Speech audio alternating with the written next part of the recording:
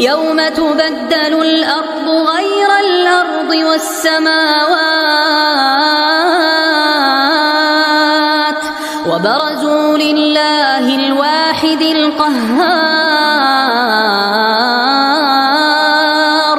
وترى المجرمين يومئذ مقرنين في الأصفاد سرابيلهم من قطران وتغشى وجوههم النار ليجزي الله كل نفس ما كسبت إن الله سريع الحساب